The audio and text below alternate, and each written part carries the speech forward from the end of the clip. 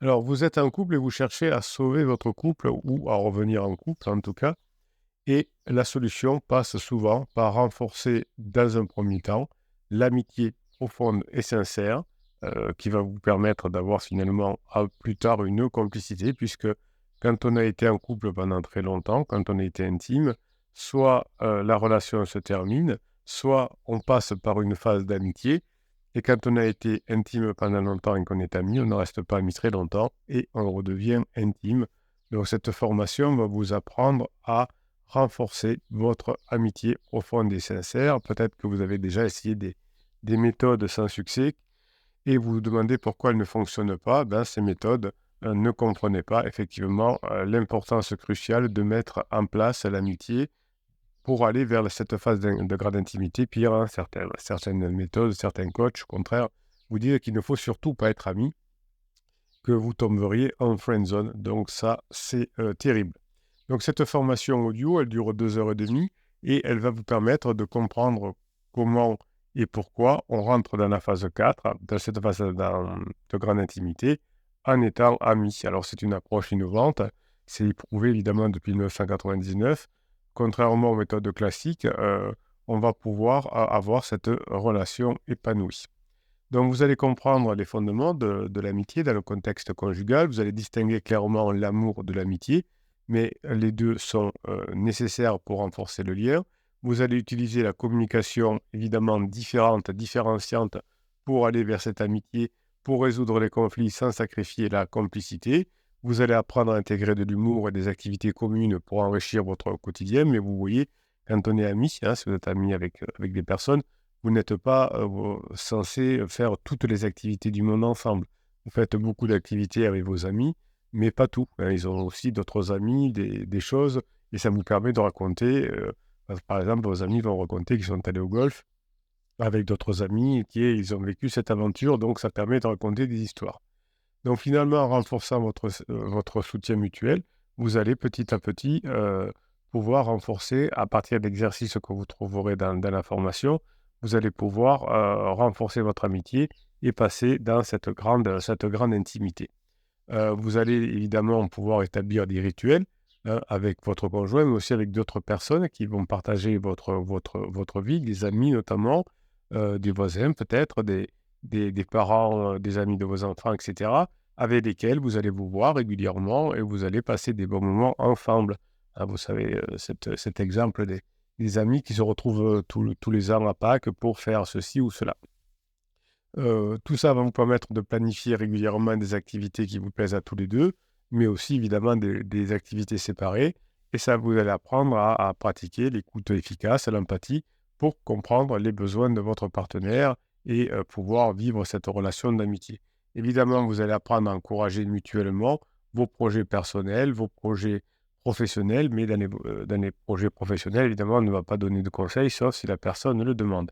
Donc vous avez besoin juste, d'un casque audio ou même pas d'ailleurs, vous avez juste besoin d'un téléphone pour pouvoir écouter les formations. Alors c'est bien de les écouter au casque, pendant que vous faites autre chose, votre jardin, votre ménage, votre sport, que vous êtes dans les transports en commun ou des choses comme ça, de façon à pouvoir écouter et réécouter jusqu'à ce que pour votre cerveau, ça devienne, évident grâce à cette formation. Il faut devenir ami évidemment, hein. Ça va vous demander du temps parce que, il faut apprendre, comment fonctionne de l'amitié. Si on vous a dit effectivement que c'était pas bien d'être dans l'amitié, vous pouvez avoir des réticences, mais tout ça va faire que finalement, vous allez, cultiver cette amitié dans le long terme qui va renforcer votre couple. Cette amitié dans la relation à long terme va être cultivée, en favorisant, ce que vous allez apprendre dans la formation, la compréhension mutuelle, à partager des expériences positives, et on en verra beaucoup dans la formation, en développant des stratégies que j'appelle de régulation émotionnelle conjointe, stratégie de régulation émotionnelle conjointe. Donc, ces processus sont soutenus par des mécanismes neuronaux qui vont sous-tendre, puisque vous allez développer l'amitié, ça va sous-tendre l'empathie, la récompense et cette régulation émotionnelle. Votre conjoint qui n'avait plus d'amitié dans son couple a complètement dérégulé émotionnellement et a fait un peu n'importe quoi. Donc aujourd'hui, vous allez recréer de l'amitié avec votre conjoint, cette compréhension mutuelle et profonde qui va impliquer une possibilité de percevoir à nouveau des états mentaux et émotionnels euh, l'un envers l'autre, hein, c'est-à-dire que vous allez à nouveau vous comprendre, vous allez avoir une nouvelle capacité, que j'appelle la capacité d'ailleurs d'empathie cognitive, qui est soutenue par des réseaux neuronaux spécifiques comme le préfrontal médial et le cortex temporal notamment. Donc dans les relations long terme, la compréhension mutuelle liée à l'amitié que vous allez mettre en place grâce à cette formation va être renforcée par des interactions régulières, des discussions ouvertes sur des sujets légers, sur des pensées et non pas forcément sur des personnes, et vous allez vivre des sentiments, des expériences différentes. Le fait de partager des expériences positives avec d'autres personnes, des amis, des parents de vos enfants, enfin des parents de copains de vos enfants, vont créer des activités finalement agréables, des rires, des succès, de la complicité. Vous allez faire des jeux ensemble et avec d'autres personnes, et donc vous allez renforcer les liens d'amitié avec d'autres personnes, mais aussi avec, à l'intérieur de votre groupe, de votre couple, pardon. Chaque fois que vous aurez des nouveaux liens d'amitié avec d'autres personnes, d'autres adultes, eh bien, vous renforcerez votre relation à long terme. Cette amitié que vous allez créer avec votre conjoint va activer un système de récompense du cerveau qui va impliquer des neurotransmetteurs comme la dopamine ou les endorphines. Ça va créer un renforcement de vos expériences positives. Cette dopamine et ces endorphines vont, vont contribuer à créer des associations positives mutuelles entre vous et votre conjoint. Et tout ça va favoriser un bien-être émotionnel des deux partenaires. La régulation émotionnelle conjointe est une stratégie qui est très importante pour passer en phase 4 et cultiver l'amitié dans cette relation de long terme. Les partenaires que vous êtes avec votre conjoint vont apprendre à mieux gérer leurs émotions, notamment des émotions positives.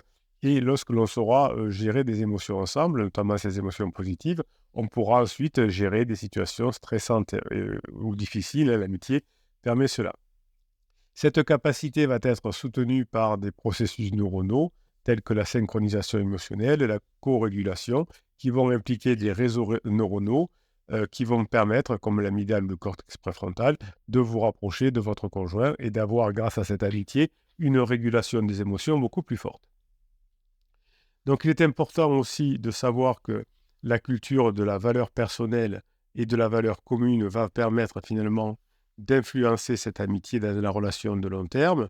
Vous allez pouvoir travailler grâce à cette formation sur l'interdépendance dans votre relation et vous allez évidemment sortir de l'individualisme, de l'autonomie et des routines que vous aviez installées dans la phase de sécurisation. La compréhension et le respect des différences avec votre conjoint, vous accepterez que votre conjoint fasse du sport si vous n'aimez pas le sport, va créer cette amitié durable, épanouissante de long terme qui va faire que vous allez vous rapprocher. Donc vous allez faire des activités communes avec votre conjoint, mais aussi avec d'autres personnes, parce que sinon vous n'avez rien à vous dire au bout de 10, 15, 20 ans de vie commune. Et finalement, c'est un nouvel engagement mutuel de vivre des choses, mais de façon, dans un couple ouvert, avec d'autres amitiés. Donc, votre amitié avec votre conjoint, ouvert à d'autres amitiés nouvelles avec d'autres personnes, vont créer de nouveaux souvenirs partagés. Et évidemment, du point de vue des neurosciences, les processus qui vont être engendrés par cette nouvelle amitié va activer les systèmes de récompense, de mémoire et d'attachement. Donc, cette amitié que vous travaillez dans la formation va vous permettre d'avoir une meilleure connexion émotionnelle avec votre conjoint. Vous allez avoir des émotions positives, la joie, l'excitation, la détente. Vous allez faire des promenades dans la nature, regarder un film ensemble, pratiquer un sport avec votre conjoint, mais aussi vous allez pouvoir faire ça avec d'autres personnes en même temps que votre conjoint, ce qui va stimuler une libération de neurotransmetteurs comme la dopamine et les endorphines qui sont associés à des sentiments de plaisir et de bien-être. Si vous n'allez marcher qu'avec votre conjoint, si vous adorez la marche, ça va le faire. S'il n'y a pas d'autre but et que ni l'un ni l'autre n'aime trop la marche, vous allez vous ennuyer. Mais si ni l'un ni l'autre n'aime trop la marche, mais que vous êtes avec des personnes qui vous racontent des histoires, avec qui vous plaisantez, etc., marcher peut être quelque chose d'intéressant. Donc, vous voyez que soit vous avez l'activité marche qui vous réunit tous les deux, vous le faites et vous passez un bon moment ensemble, Mais si vous n'aimez pas trop cela, si vous le faites juste pour passer un moment, il vaudra mieux le faire avec d'autres personnes qui vous raconteront effectivement des histoires qui vous permettront de recréer des expériences positives et de renforcer des souvenirs communs. Donc vous allez, créer finalement des activités ensemble qui vont nécessiter une collaboration, une coordination, une coopération entre vous, mais aussi avec d'autres personnes. Ça pourra être effectivement cuisiner ensemble pour d'autres amis qui viendront à la maison. Ça pourra être jouer à des jeux de société avec d'autres amis, mais ça peut être aussi jouer à un jeu de société avec votre conjoint juste parce que vous adorez, jouer au bridge tous les 2.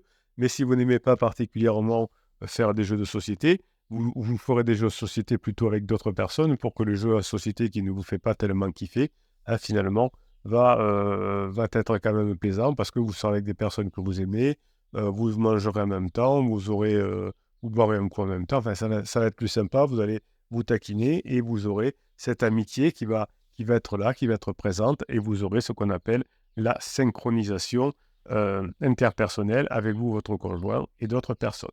Voilà, si vous êtes sur YouTube, eh bien, il vous suffit de cliquer sur le descriptif de la vidéo. Vous allez sous la vidéo, il y a marqué, il y a un plus, en savoir plus. Et donc, vous aurez un lien où vous pourrez aller sur le catalogue des 170 formations euh, et acheter cette formation. Si vous êtes déjà sur la page qui explique comment fonctionne la formation, sur la page de présentation sur le catalogue Podia, eh bien, vous cliquez sur «Oui, je le veux» et vous accédez immédiatement à la formation.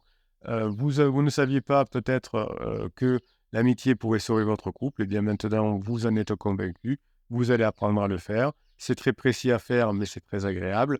Et vous allez pouvoir passer dans cette phase de grande intimité que vous espérez tant.